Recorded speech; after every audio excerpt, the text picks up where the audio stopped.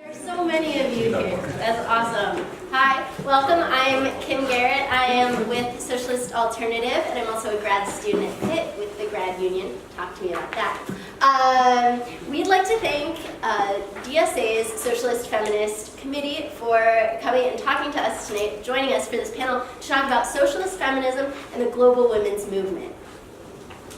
We live in a moment that, on the one hand, is characterized by the worsening crises of capitalism with deepening inequality, heightened attacks on the rights of students, workers, women, LGBT people, and immigrants, and state repression and violence, especially against people of color, protesters, and people with disabilities. On the other hand, we also see stirrings of real resistance and grassroots movement building. From the current wave of labor strikes, mass marches, and walkouts, to the growth of socialist organizations like ours, and especially the DSA, there's a growing interest in openness to socialist ideas, evidenced by the victories of democratic socialist candidates, by a growing percentage of youth identifying explicitly as anti-capitalist, and by the excellent run of recent political articles by Teen Vogue. It becomes critical. It is of critical importance to discuss how socialist feminism is necessary, not only to defend women and working people today, but to win lasting victories against sexist and economic oppression globally. So now I'll introduce our speakers. First we have Rebecca Robbins, is an undergraduate student at Carnegie Mellon and a member of Socialist Alternative's Pittsburgh branch. As a member of SA, Rebecca has helped organize campus rallies for International Women's Day, as well as gun violence and CMU's contributions to the U.S. military research. This summer, she worked with the Philadelphia branch of SA to successfully force Mayor Kennedy to end the city's PARS data sharing agreement with ICE and participated in an ongoing campaign to shut down the Berks Detention Center. Rebecca will be talking about the link between capitalist inequality and sexist repression, and about the need for mass direct action and political independence to win historic and contemporary struggles. Next, we'll hear from Crystal Grabowski, who is the chair of Pittsburgh's DSA Socialist Feminist Committee, which coordinates both reproductive rights and family outreach projects. She is also a healthcare assistant in a reproductive healthcare clinic. She will be discussing abortion access on a regional level, its connections to the global fight for reproductive health care, and ways to support abortion access locally. Then we'll have a brief video from Maria Clara Ferreira, who is a member of our sister section in Brazil.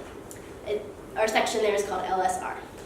I just want to recognize how incredible it is that we have this video right now, as they're in the middle of a very tumultuous election. It means a lot that they could send it to us, and also thank you to our comrade Alex for translating this for us. LSR has been at the forefront of the movement to legalize abortion in Brazil, and Clara was in Argentina when the Senate narrowly voted to keep the ban in place.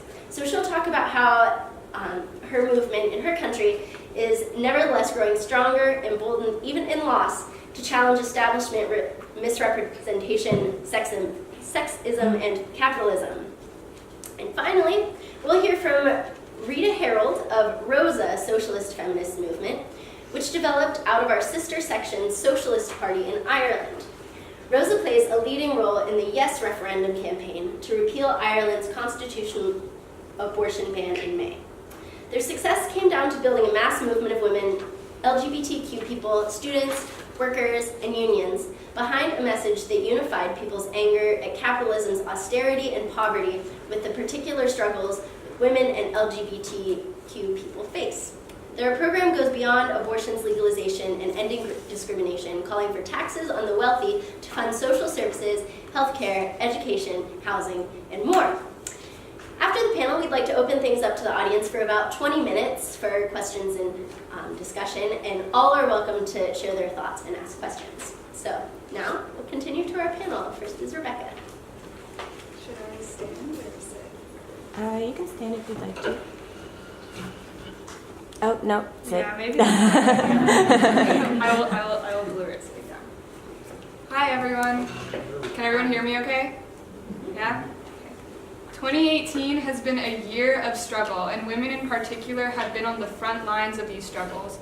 Historically, they've been at the forefront of the civil rights, housing, anti-war, and labor movements, and are still incredibly active today in movements from labor to reproductive rights to education and more. Around the world, women, workers, and young people have been marching, organizing, and going on strike to protest sexism, violence, and all forms of oppression and inequality. In Ireland, women, workers, LGBTQ folks, and young people led the #TimeForChoice Yes campaign to repeal the 8th Amendment that constitutionally banned abortion. The Socialist Party and the ROSA Socialist Feminist Movement recognized the advanced consciousness, particularly of young women and young people, and the great degree of change it showed in public attitudes towards abortion. ROSA provided the agitation that the movement needed by organizing around a program that spoke to every experience of exploitation and oppression that people face, highlighting the connection between capitalism and all of their forms of oppression, and by engaging in direct actions through civil disobedience and massive demonstrations in the streets. The referendum vote in favor of repealing the abortion ban cannot be interpreted as anything but a resounding rejection of austerity, sexist repression, and the establishment ties between church and state. In Latin America, the #Ni Una Menos movement is a continental grassroots feminist movement fighting against gender-based violence and femicide. They've held massive demonstrations and since 2015 have expanded to align themselves with the environmental movement, labor unions, and struggles for sexual, economic, and social rights. Above all, they've become explicitly anti-capitalist, connecting abuse against women under patriarchy to neoliberalism. Leftists and socialist groups, such as our section LSR in Brazil, have led this struggle. Ni Una Menos had a mass strike in 2016, stopping all labor for an hour, showing the true power that working people and especially working women have, not only as wage workers, but as domestic laborers. Ni Una Menos has a strong organization due to their militant participation and concrete demands, and of course, explicitly linking that machista violence is inherent to capitalism. The power of these movements is indicated in the overall shift in public opinion with respect to reproductive rights and gender equality in Ireland and Brazil. This points to the real value, the necessity of organizing and mobilizing in the streets, civil disobedience, and a disruption of business as usual as the means for winning real victories for oppressed people. For socialists, the international perspective is key. We must look at our collective situation through the lens of class, and not just solely along lines of nationality, race, and other identities, to understand the historical narratives of where these kinds of oppressions come from and why they are so intrinsically linked to capitalism.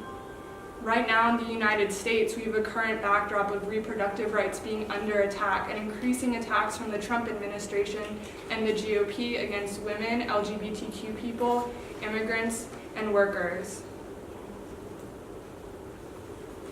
Right now, with the situation with Planned Parenthood and Roe v. Wade, we're seeing increasing attacks on reproductive rights. And with the Supreme Court nomination, we're seeing potential attacks on Roe v. Wade. Along with the Supreme Court nomination, we're seeing the issue of sexual assault rise to the forefront of the conversation, with Kavanaugh being accused of sexual misconduct and harassment. However, we have to recognize that even if he were appointed to the court, he wouldn't be alone on the Supreme Court because this behavior is normalized by the establishment in this country and they've been normalizing it for far too long. However, the massive outcry from the Me Too movement towards this nomination shows the shift in consciousness. In 1991, Anita Hill accused Supreme Court nominee Clarence Thomas of sexual harassment, and he's on the court today. But today, with the Me Too movement in the foreground, the Senate Judiciary Committee, that is the massive public outcry and pressure from the Me Too movement, canceled a meeting and postponed the vote amid these sexual assault allegations. The Me Too movement is understood to have started in Hollywood and in Congress, but since then, it's been led by farm workers and working class women who've spoken out to highlight the harassment that they face.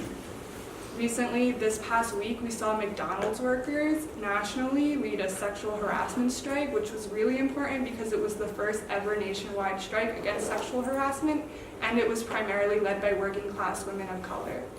We've also seen the teacher strikes and the Chicago hotel worker strikes.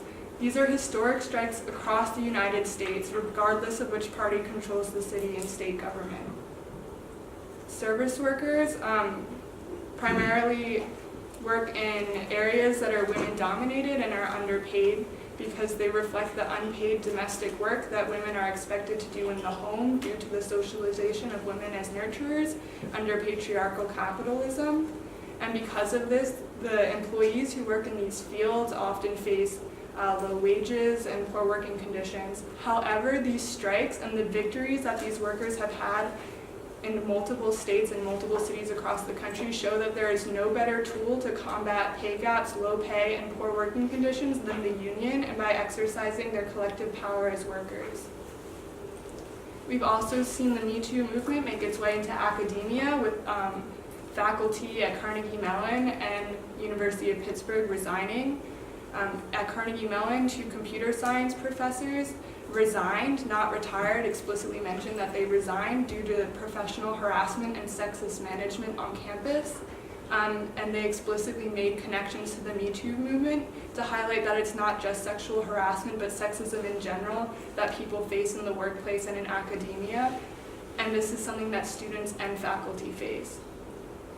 At Pitt, a communications professor resigned after enduring a decade of misconduct and toxic behavior in the department, and after an investigation showed serious violations of the Title IX policy.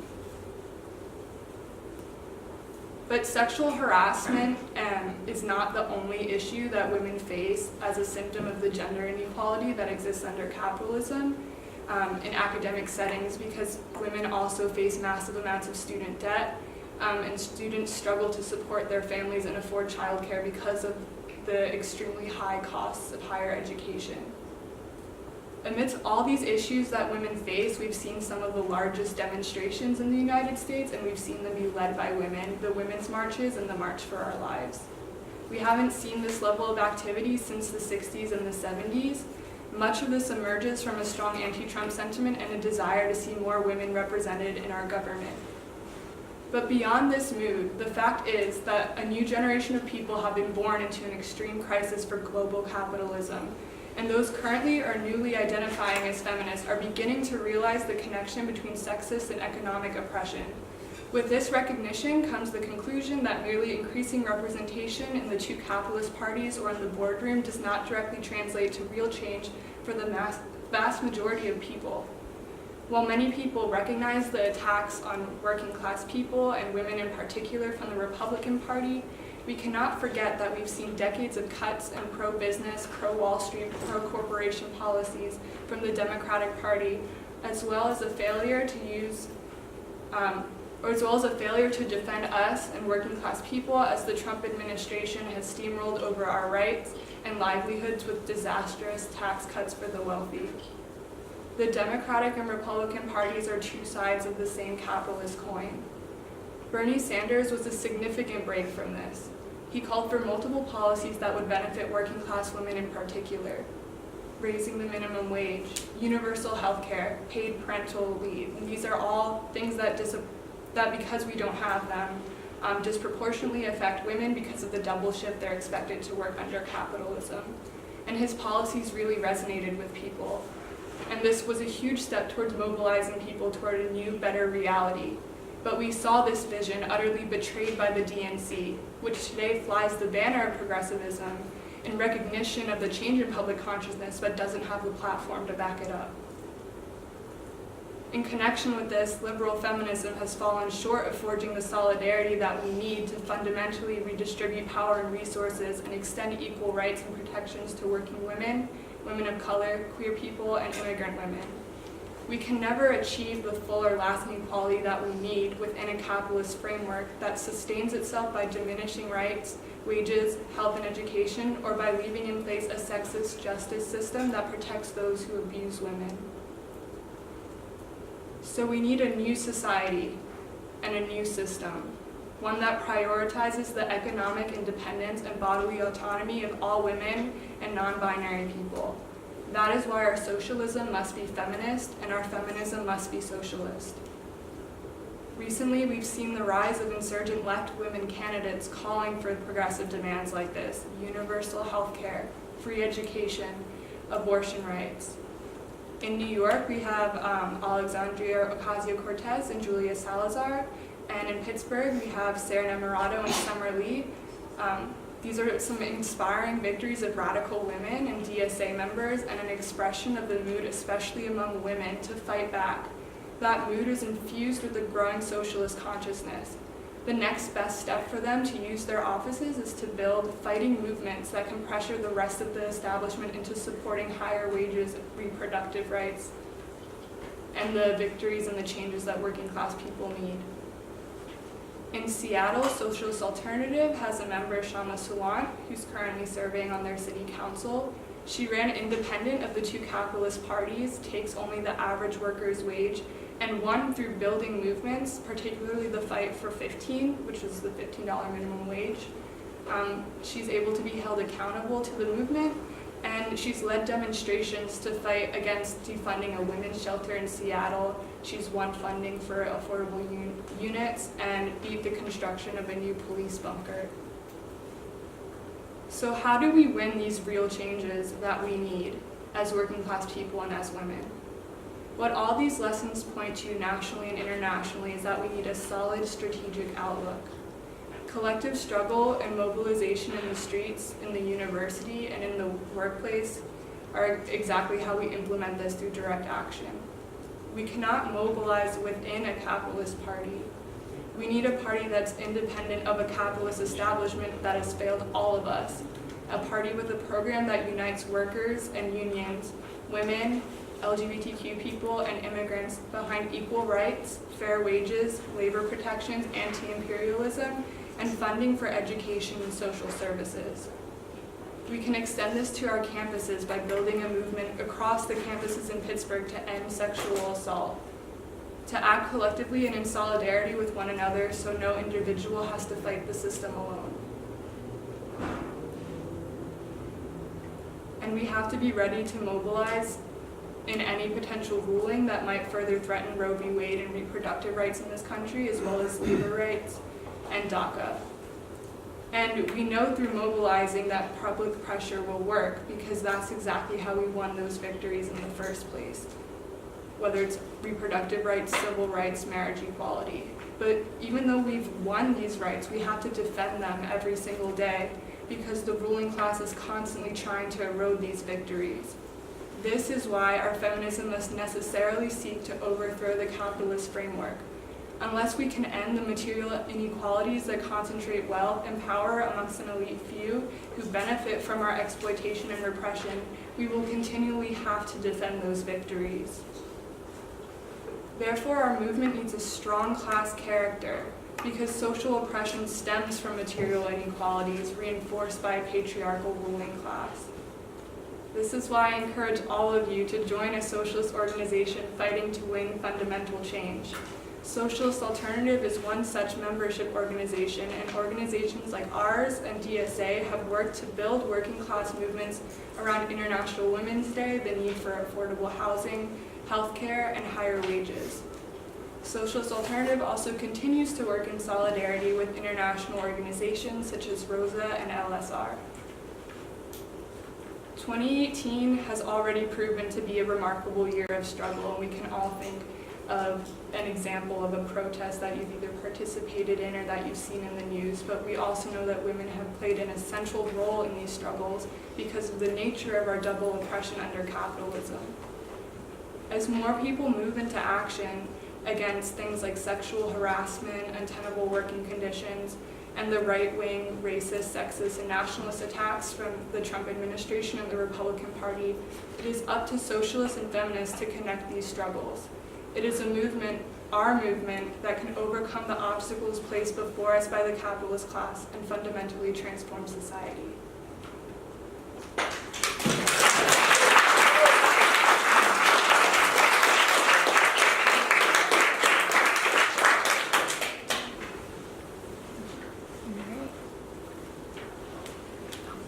All right, so I'm going to be speaking next, and my name is Crystal, just to remind you, and I am the chair of the Socialist Feminist Committee of Pittsburgh DSA, and I am also a healthcare assistant at a reproductive healthcare facility. And I am going to primarily be talking about abortion access and reproductive health care, but not on its own, because I'm going to be including it as an essential component to socialist work, which I feel like in the past we have not been including this in our conversations, and that it's very important for us to know exactly how we should be talking about abortion access, especially if we're talking about anti-capitalism and socialism.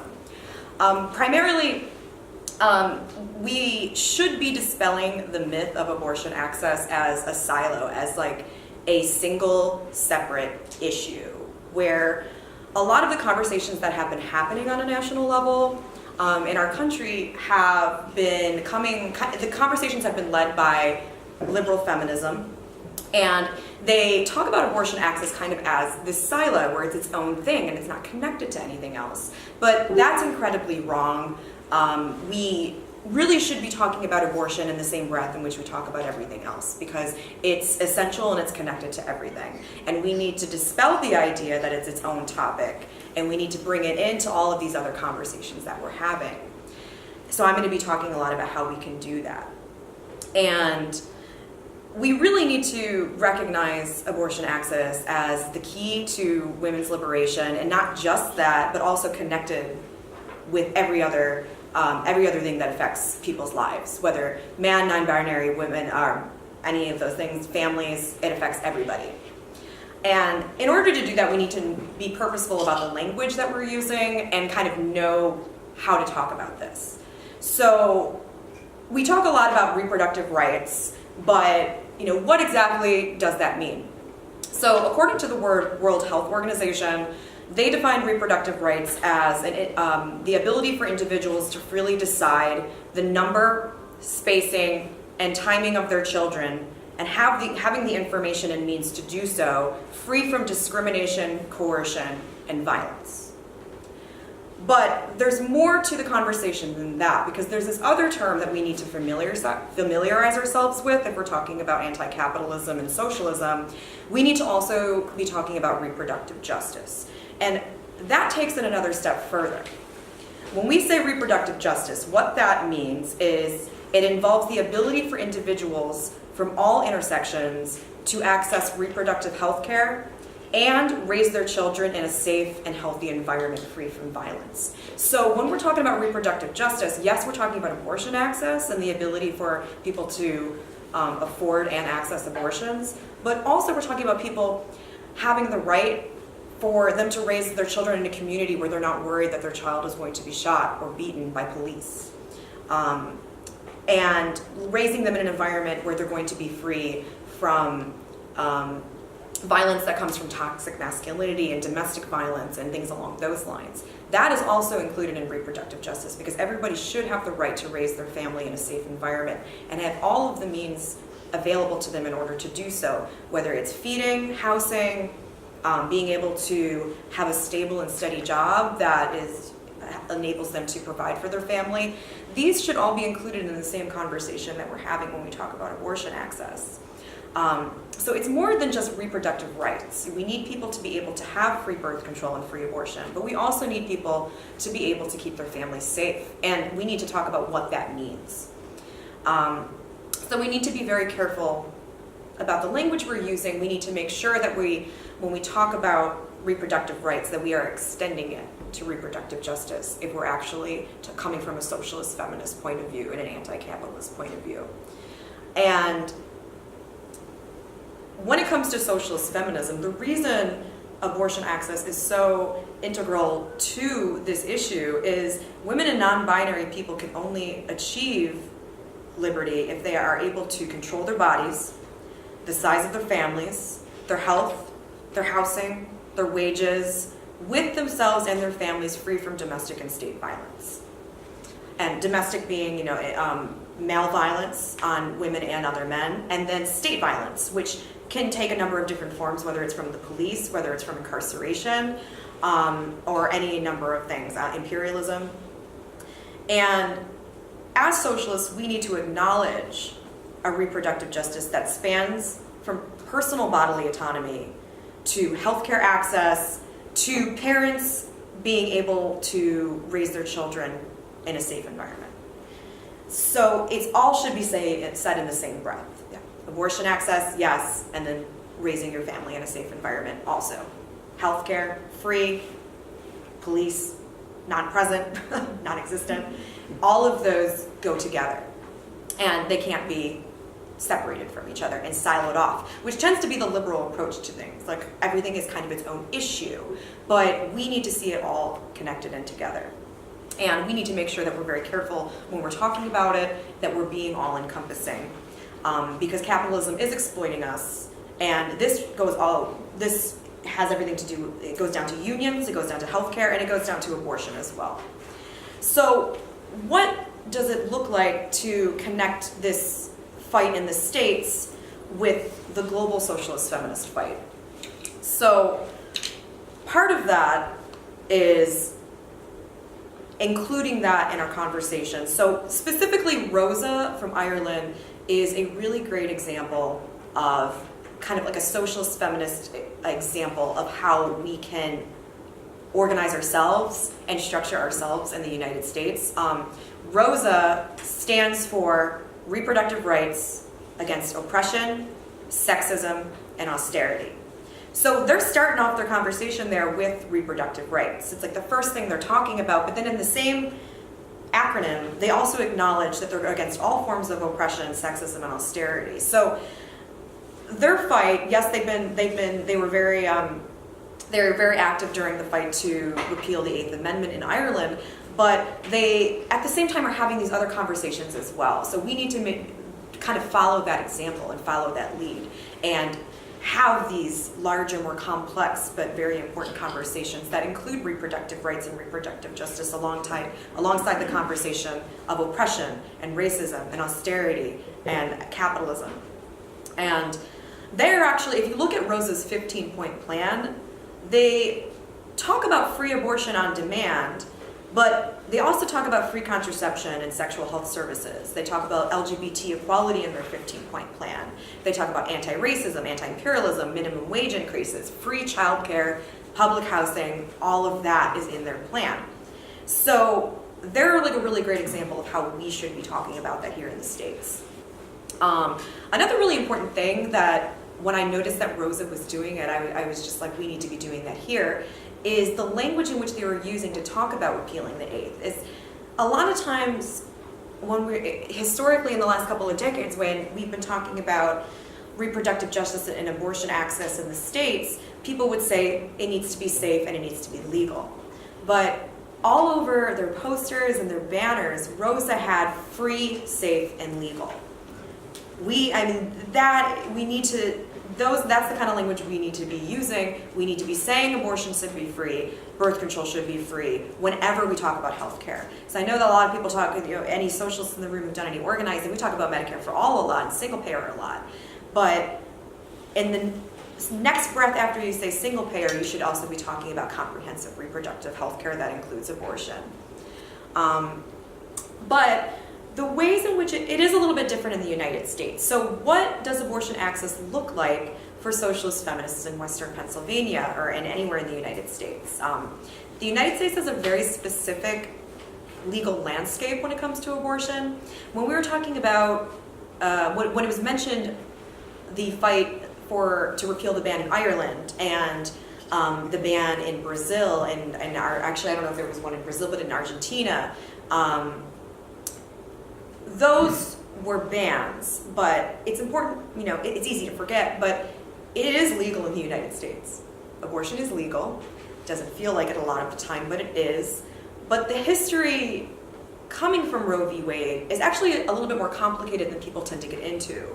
And I think it's very important to understand how the landscape in the United States has been shaped and how it's been formed and what we're exactly dealing with today. Because in the news a lot lately, when people are talking about Kavanaugh, they've been saying, they're going to roll back Roe v. Wade, and they're going to whittle away at our access and overturn Roe v. Wade. But that's not necessarily reflective of the reality. So I'm kind of going to go over the reality of the legal history in the United States. So Roe v. Wade, 1973 was when that decision was passed. And what it specifically did was it established the precedent that said that abortion was illegal in the United States, and it established that precedent. And it initially had a trimester framework. You know, abortion is still legal at that point. However, it's a big deal that state funds don't go to it, because the majority of people who are having a hard time getting access to birth control, or are in precarious situations, or may have, 2 or 3 children that they're trying to take care of, and they come into the situation in which they need an abortion, they're on Medicaid. And if that doesn't cover it, then immediately they're paying out of pocket. So 1976, we saw the first kind of rollback a little bit. And things got a lot worse in 1992, where there was a Supreme Court case called Planned Parenthood v. Casey. And I guess in a sense it came across as a victory, because one of the things that Planned Parenthood v. Casey did in 1992 was that it said, it reaffirmed the central holding of Roe v. Wade of abortion being legal in the United States. However, it did a lot of damage as well, because it created the undue burden standard, which replaced the previous trimester and viability framework and allowed the state to regulate abortions in the first trimester or at any point, as long as that regulation did not pose an undue burden on an abortion. And it was up to primarily male judges to decide what an undue burden was at that point. To this very day, undue burden is decided that way. Judges kind of argue and just go back and forth about what constitutes an undue burden. But what happened in 1992 was essentially the rollback of Roe v. Wade, because it allowed there to be an immense increase in abortion regulations that essentially cut everything off from people who were from low incomes or from unstable situations, who had a harder time accessing abortion without being able to use their insurance to pay for it, because they had Medicaid or because they had an insurance policy that did not cover it. Whether maybe if they were a federal employee or they were a veteran, there's a number of other things that can get in the way as well. So after 1992, we saw this dramatic increase in regulations, and if something is not accessible to the poor, then it's really difficult to say that it is legal. If such a large portion of our population cannot easily go access this healthcare procedure, granted, they can't really access most healthcare procedures, but for one that's so essential to their family planning and their bodily autonomy, it's been disastrous. So yes, Roe v. Wade was excellent, we want to defend it, but really it's been the picking away at Roe v. Wade that has proven to create all of these regulations that we've seen. And just some of the examples of regulations is mandated state counseling, which sounds like, when I say mandated counseling, it might not sound that bad, but for, let's say you're a single mother and you have 3 children, and in some states you need to drive to a healthcare facility twice to, one, go in for counseling that's mandated by the state, go home, think about your decision, come back, then have the procedure done. I mean, it is not easy for you to take off work twice if you're in that situation, or if you don't have a car. It is not easy for you to get childcare twice, especially when you also have a work schedule. And it's things that may seem easy to these judges that are passing these restrictions, where it's like, oh, it's just state mandated counseling, that's all. But it's actually something that does prohibit people from being able to access the procedure. And that has only gotten progressively worse. And it's allowed things such as 15-week bans, 12-week bans, 8-week bans to exist. So I think it's important for us to recognize Roe v. Wade has been rolled back. It's still the precedent, but it's gradually out. All of our liberties when it comes to reproductive health care have been taken away from us over the course of these last couple of decades.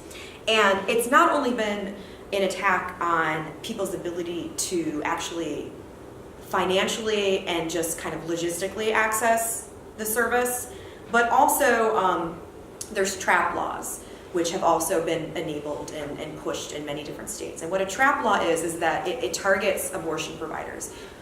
Those are laws that are put forth that say,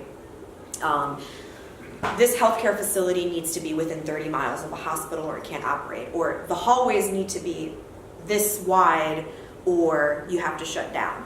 Because of laws like that that have been passed in the last 20 years, we have lost so many. I mean, our healthcare clinics, when it comes to abortion providing healthcare clinics, have been halved, basically. For example, there was a Supreme Court case in 2016. It was Whole Woman's Health versus Hellerstedt.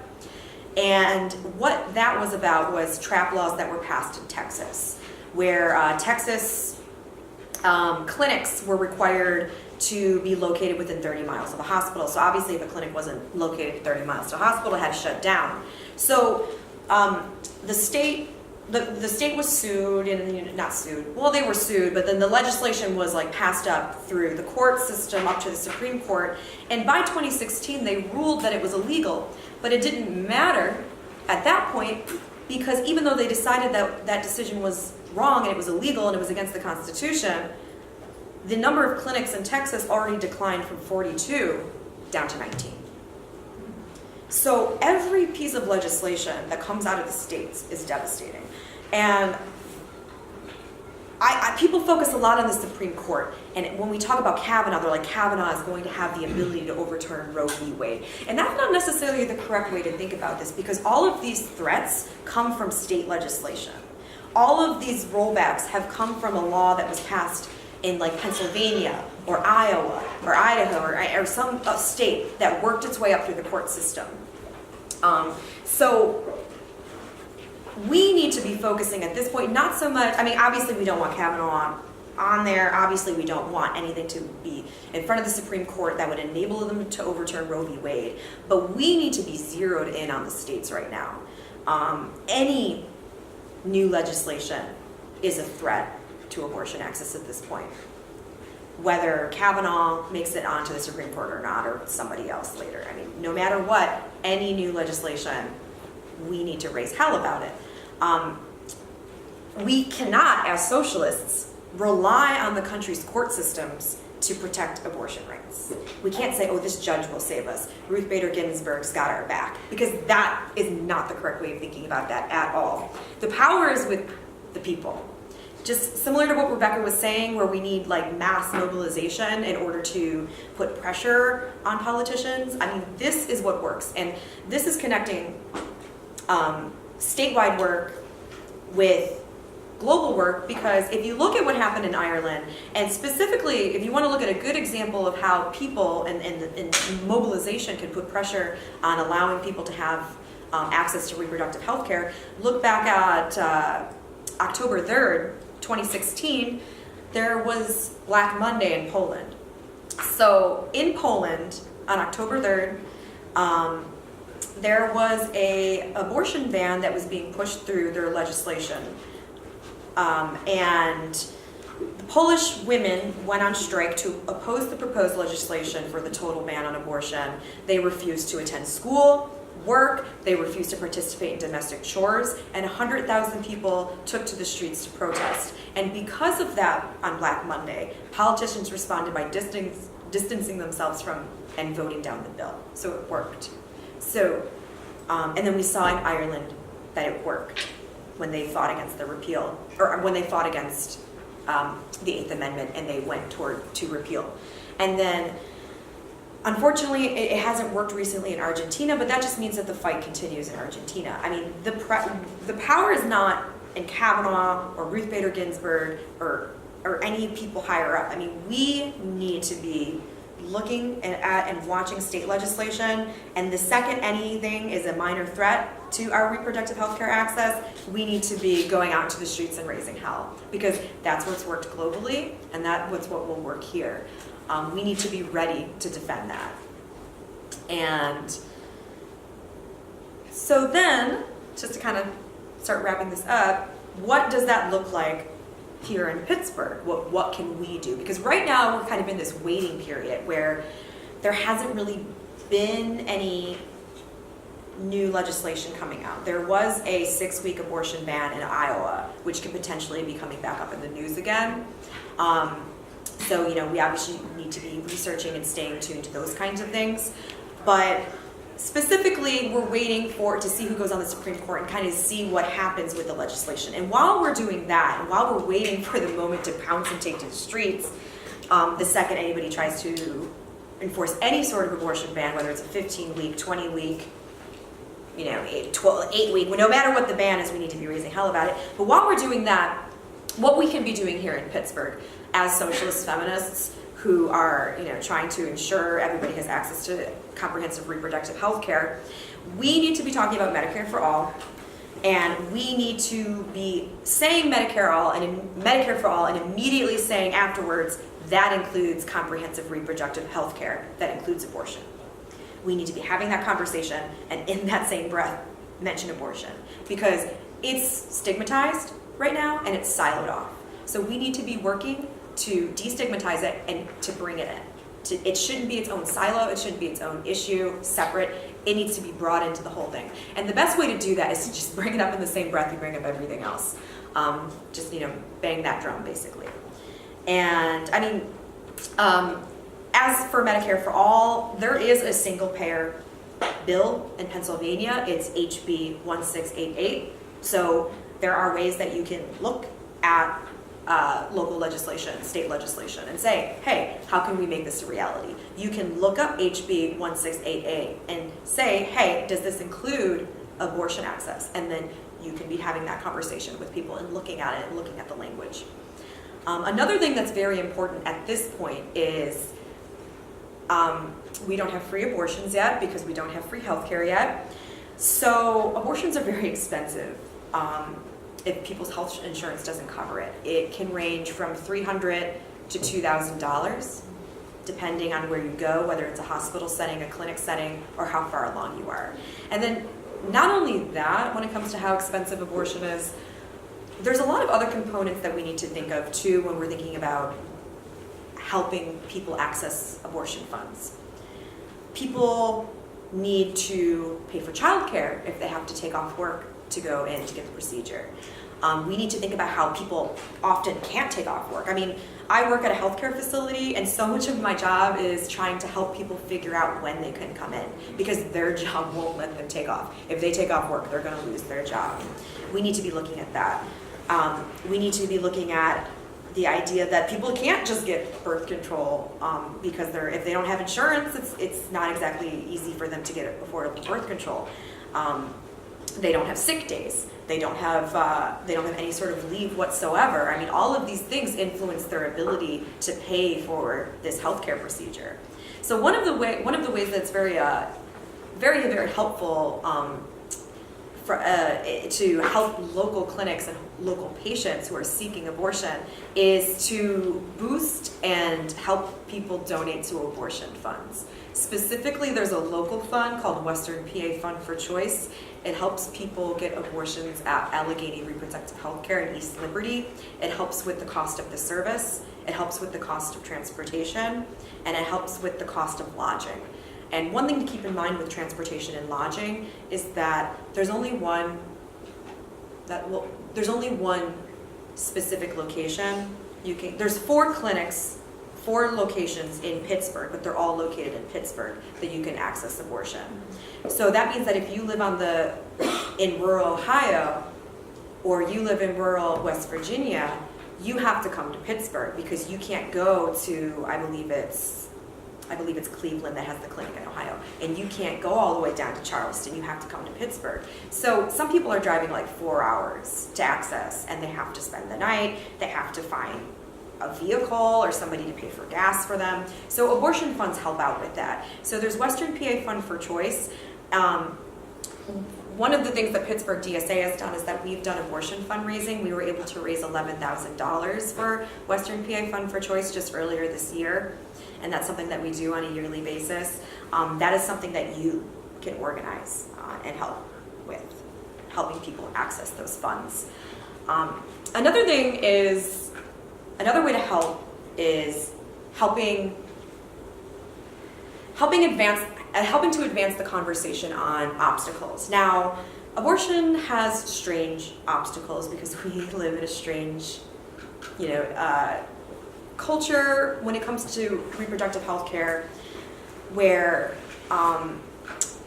we have this obstacle which is called a fake clinic or a crisis pregnancy center, which is actually very, very, very prevalent and very, very much a problem. As somebody who works at a healthcare facility, we get calls and we talk to patients every single day that have been derailed and lied to by crisis pregnancy centers. It is a very insidious and kind of hidden problem. I think that a lot of times when people think about abortion access, they envision the protesters outside the clinics, which is very traumatizing and horrible. But at the same time, there are people walking into fake clinics and kind of quietly being traumatized behind closed doors and then never speaking about it, but being influenced and manipulated in that kind of way. So it's this very insidious thing.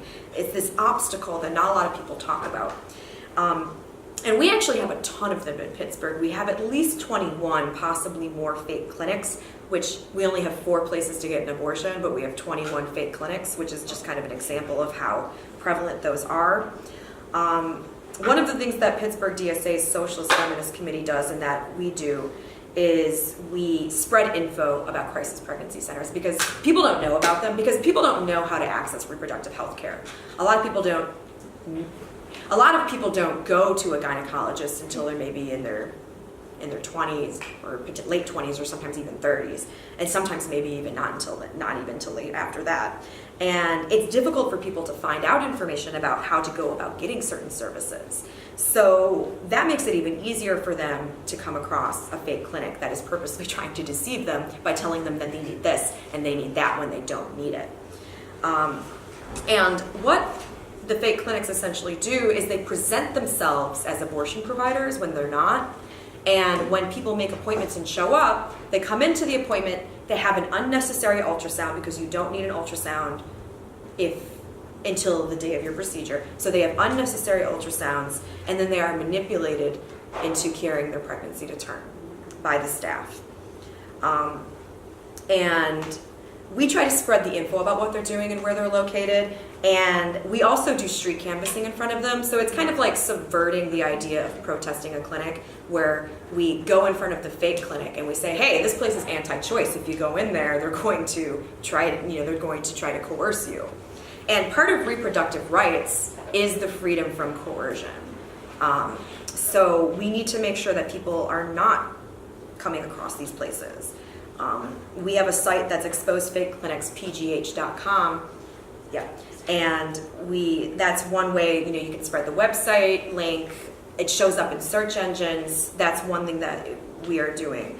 So, kind of wrapping this all up, public pressure works, and it's very important when we're talking about abortion access, and we need to be ready to mobilize, and we need to be ready to fight, just like we've been seeing globally. And then also, we need to make sure that when we're having any conversation, whether we're talking about healthcare, housing, we're talking about labor, we're talking about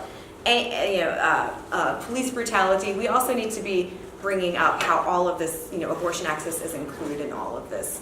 And if we're talking about socialist feminism, that includes all of those things at the same time if we actually want to kind of have an equitable society where all people have their needs met.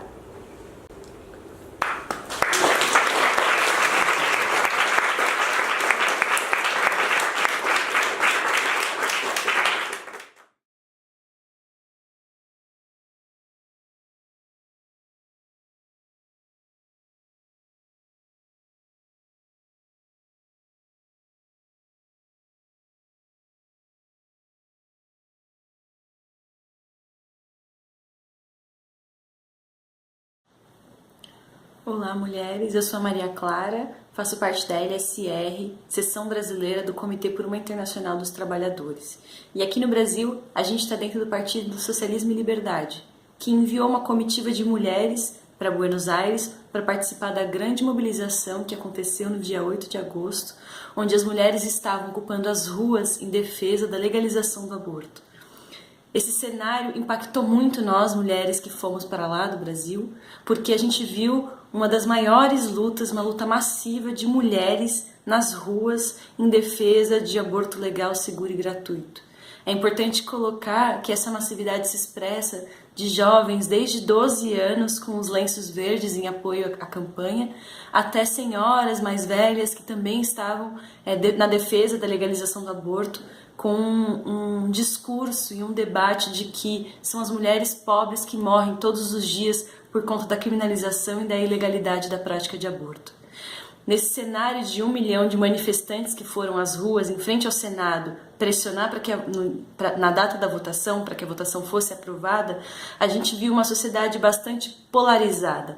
Os olhos do mundo inteiro estavam em Buenos Aires, na Argentina, com manifestações em todos os continentes do mundo, nos consulados argentinos para pressionar, mas também para dizer que uma luta que ganha aqui pode crescer no mundo inteiro. É importante dizer que a luta das mulheres cada vez mais tem crescido no mundo. A gente passou pelos últimos 2 8 de março, em que foi chamado de modo internacional.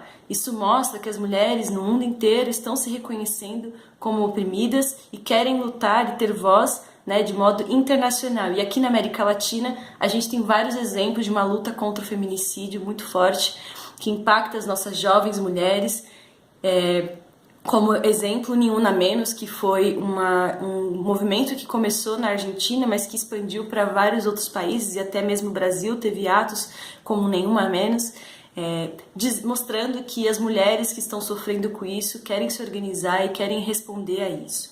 É importante também dizer que as ações que foram colocadas nesses últimos anos, elas têm um caráter muito amplo, de bastante unidade. Mesmo na Argentina, nas manifestações, a gente via muitos homens nas ruas também, com os lenços verdes em apoio, construindo essa campanha. Então é importante a gente ressaltar o caráter internacional que a luta das mulheres tem e o quanto é importante construir campanhas que debatam a importância de legalizar o aborto, principalmente porque quem morre são as mulheres pretas, pobres, indígenas, que não têm condições de fazer de forma segura o aborto. Aqui no Brasil, a gente tem lutado e construído uma campanha em defesa da DPF 442, que é uma medida que descriminaliza o aborto, que retira do Código Penal a prática do aborto. E é muito importante que a gente fortaleça essas lutas no próximo período. Estamos perto do 28 de setembro, que é o Dia Latino-Americano e Caribenho pela legalização do aborto, que também vai pautar isso, Nós, mulheres, nem no Brasil, nem na Argentina, nem em qualquer lugar vamos parar até que seja lei.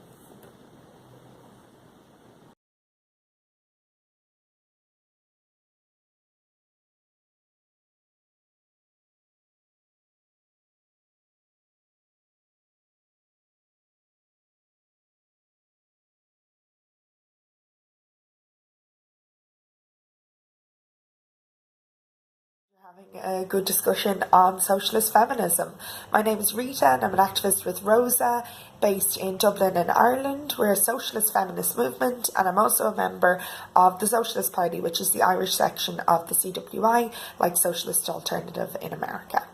So, as I'm sure some of you know, we've had a huge victory this year in the women's movement and feminist movement in Ireland. We repealed the archaic 8th Amendment, which was a constitutional ban on abortion in the Irish Constitution since the 1980s. And it's interesting to just analyse why the 8th Amendment was there in the first place. And in fact, already in the 80s, the sort of conservative, right-wing, quite organised Catholic groups could see that Ireland was changing, that social attitudes were changing, and that the strong position that the church had then wouldn't always be viewed in the same way into the future. So they knew that they needed some kind of block on progress, and they deliberately came up with the tactic of putting it in the Constitution, because abortion was already banned in other laws, but putting that ban into the Constitution in order to hold back change that they saw as, coming in the future, and they were absolutely right. Unfortunately, we saw the tragic consequences of the 8th Amendment with events like the death of Savita Halappanavar in 2012, who was having a miscarriage in a hospital in Galway in Ireland and died. She requested an abortion, but the doctors felt they couldn't help her and didn't help her, and she died. A really tragic case that exposed the reality of banning abortion to huge swathes of people across Ireland and kicked off the modern abortion rights movement in the last number of years. But even before then, in 1992, we had the X case where a very young teenage rape victim was trying to travel to the UK to access an abortion, and an injunction was brought against her and her family from travelling to the UK to have an abortion because of the 8th Amendment. So when that case happened, a movement took to the streets, including, other teenage girls who obviously had massive solidarity with someone as young as them, saying, let her go. In other words, don't block her from travelling to access abortion. But since then, it really became clear that the very minimal changes that the government brought in after the X case, that you could legally travel and that you could get information about abortion services abroad, and after Savita's death, the Protection of Life During Pregnancy Act, which was intended to allow you to have an abortion if you would die otherwise, were completely inadequate and were certainly not what the young people and women were looking for when they were calling for abortion rights. So as ROSA, we set up in 2013, and we were specifically looking to organise on the basis of fighting for a full pro-choice programme. So obviously Savita's case was quite specific, so we really were highlighting health, and that, if abortion wasn't allowed when your health was in danger, how extremely dangerous that was, and that in fact it only being allowed when your life was in danger wasn't good enough, because obviously your health being in danger can rapidly deteriorate into your life being in danger. So we highlighted that, but we were very clear we wanted a fully pro-choice position, and that's what we fought for.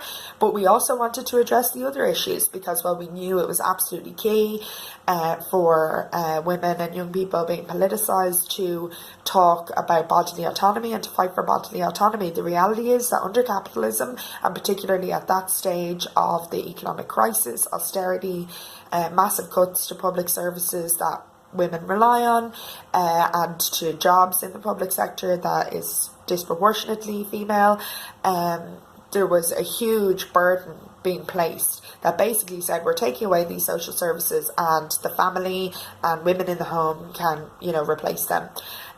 Work, even harder, that those issues needed to be addressed as well. So we wanted a socialist feminist organisation that was talking about all of those issues and that was fighting on all of those issues. So we formed ROSA, and we took a radical approach in the abortion rights movement. We thought it was important to broaden the discussion, because there was an emerging discussion, and certain aspects of the political establishment and the media were willing to talk about abortion on health grounds for the reasons I outlined. But they weren't dealing with the reality. And the reality is that every day while the 8th Amendment has been in place, people have travelled and given Irish addresses in British abortion clinics, which obviously is a short journey, but a huge financial burden and a huge imposition, for the most vulnerable, people who don't have documents to travel, people who don't have the money, or if you have kids that you need to get looked after and things like that. So we wanted to bring out that reality, and we found an organisation called Women on Web who send abortion pills through the post to people in countries where abortion is illegal, and we worked with them to organise the abortion pill train, which was a recreation of an action that feminists took in the 70s, where they had the contraceptive train when contraception was illegal in the south and legal in the north, and they went up to Belfast and brought it down to Dublin. We recreated that. We had the pills posted to Belfast because Customs doesn't seize the packages there, even though it's also illegal to have an abortion in Northern Ireland. Got the train up, got the packages, and brought them down to the south of Ireland, to Dublin. And it was interesting. We thought we probably wouldn't be arrested because it wasn't in the interests of the state to highlight how bad the legal situation is and how vulnerable, people who cannot afford to travel are if they need to have an abortion.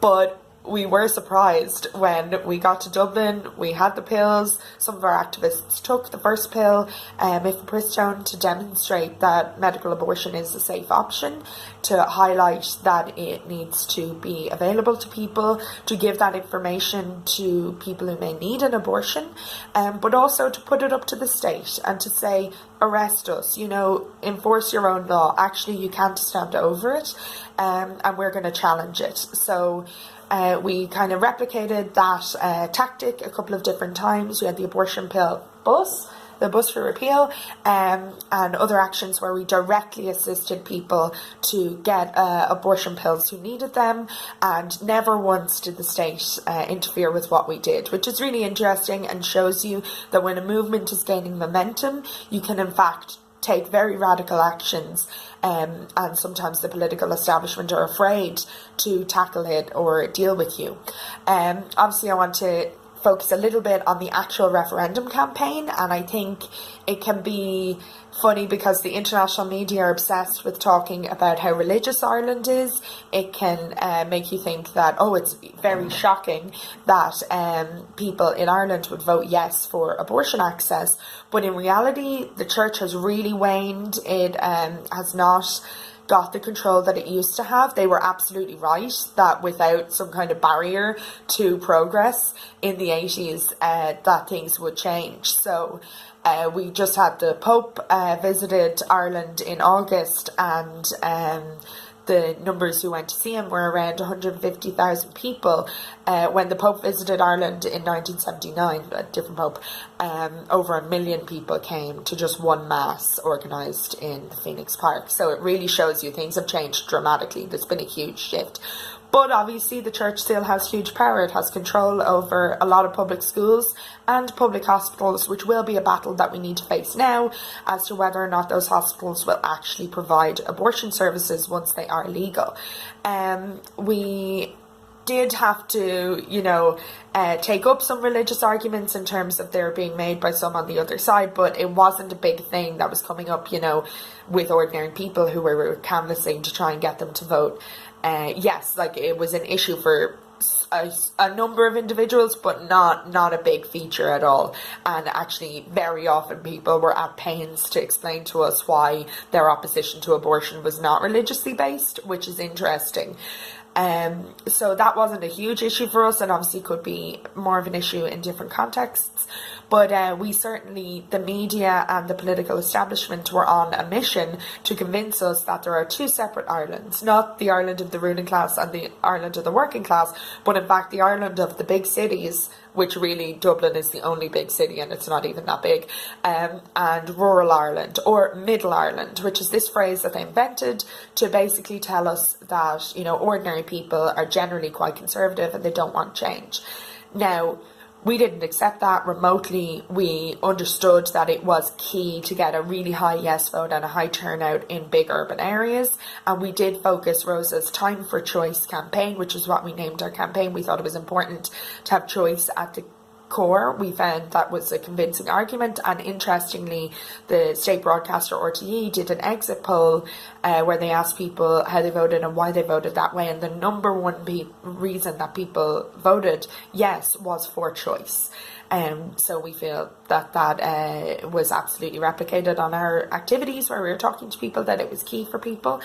So that was the name of our campaign. We based ourselves mainly in the city centres because we wanted to mobilise a really big yes vote, but also we wanted to talk to people who we knew could become activists and who could make a real difference. Literally in the last few days of a campaign, we were still trying to say, well, join us, come to our next stall, or stand with us right now and hand out 20 leaflets before you continue on with your day.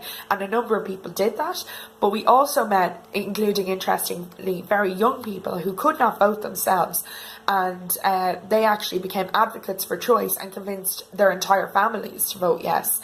Obviously with compelling arguments of, well, what would you do if it was me who needed help? Having your teenage niece or cousin say that to you obviously could be a very compelling argument to support choice. So we thought it was really important to have those city centre based activities, but we absolutely wanted to support the campaign in other areas.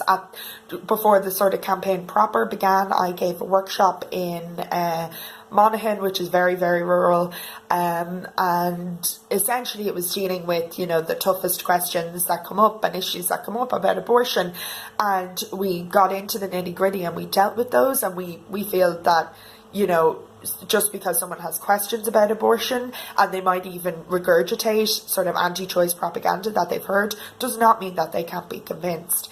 In fact, the vast majority of people have empathy for people in vulnerable situations. You know, they might have a number of examples in their head where they would definitely support choice, and then other circumstances that they've got questions about. But if you deal with those questions, if you have a chat with those people, you can actually really make a difference. But also, when people can see a movement emerging, like these jumpers, thousands of people all over Ireland are wearing these jumpers all the time, and it's months after the referendum. But if I go out at the weekend wearing this jumper, I know I will see, you know, 4 or 5 other people wearing the same jumper in the city centre, because it's just a clear movement that has spread across society. And that actually has an impact on people. A number of older people would have said, for example, well, I can see that this is what younger people want, and that's the way society is going. And that was a reason for them to support choice. But with that workshop that I did with activists in a rural area, it actually gave the activists a real boost of confidence that if questions did come up, they knew what to say and they felt confident to you know, raise those issues with people. So I think that you can have it in your head that it's impossible to convince a certain type of person to support choice, but once you gain a bit of confidence, and the absolute best way to do it isn't necessarily a workshop, it's actually to stand side by side with another activist doing it with you. So for us, we ran loads of workshops, trainings on how to answer these questions in ROSA, but the best way, time and again, that newer activists gain the confidence to do this work is by doing stalls, or tabling, I think you call it in America, where you're standing side by side with someone else and you're able to answer questions together that people might be asking you, and find the best ways and most convincing arguments. We obviously have sorry, that's my chair.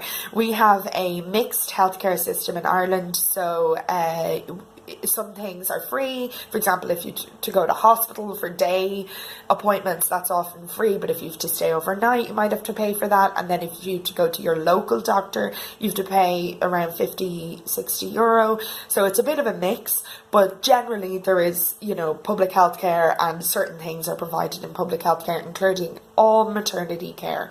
So we raised that absolutely abortion services had to be free. And for a huge number of people, where we've understood for a long time that abortion travel is what is happening as opposed to no abortions under the 8th Amendment, they understood that actually, while it's unacceptable that anyone has to travel to access healthcare, the people who are most hard pressed by that are the people who can't afford it, and therefore sort of what's the point of bringing in abortion services that would be expensive and that people wouldn't necessarily be able to access.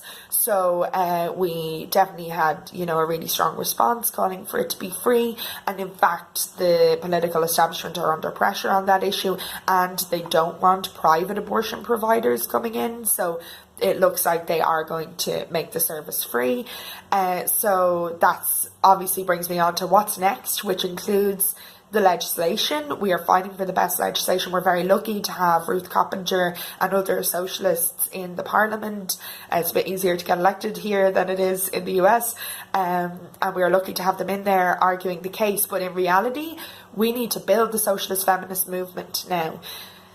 This legislation will be as conservative as they can get away with. So we have a big march coming up. We're hoping to have the numbers on that. But obviously a layer of people felt that we've won an enormous victory with the referendum and that the battle's over. So for us in ROSA, we're trying to actually politicise and to gather more people around us to build a socialist feminist force that can in fact fight this battle for the best legislation possible. They want to bring in a 3-day wait period and other completely medically unnecessary things.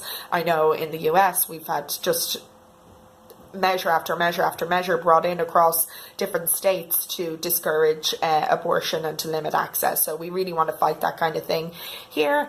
But also the other issues that are radicalizing people, violence, sexual violence and harassment, and workplace issues. We've actually had in the UK, which obviously will be closely watched from Ireland, strike now spreading amongst different workers in McDonald's, TGI Fridays and other restaurants. So those workforces would have a lot of women, and we know that in Ireland sexual harassment in workplaces has been a big issue that has motivated younger people to join unions. And it's really interesting to see McDonald's workers are planning to go on strike in the US specifically on the issue of sexual harassment.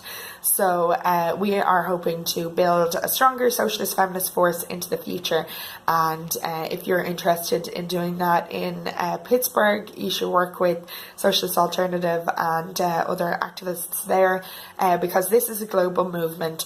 From us winning our victory in Ireland, it inspired activists in Argentina to really push, and while unfortunately the measure there was voted down in the Senate, it passed in the lower house and it failed in the upper house. Next year and into the future, that movement is massively strengthened by how it has grown, and it had absolutely mass forces on the streets. So we can absolutely work in solidarity internationally, and we hope to do that with you in the future. Bye. I just wanted to wrap up by saying, as our speakers exemplified, we live in a unique cultural moment right now. We are discouraged by daily attacks on women's health, rights, and basic needs, but we're simultaneously optimistic.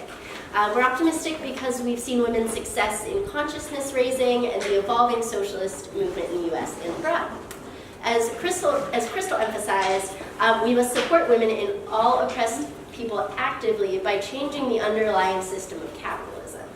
We can see that capitalism is at the root of these systematic oppressions, from the corporatization of healthcare, attacks on labor rights, and rampant gentrification. Capitalism makes the world an unlivable place for everyone except for the super rich.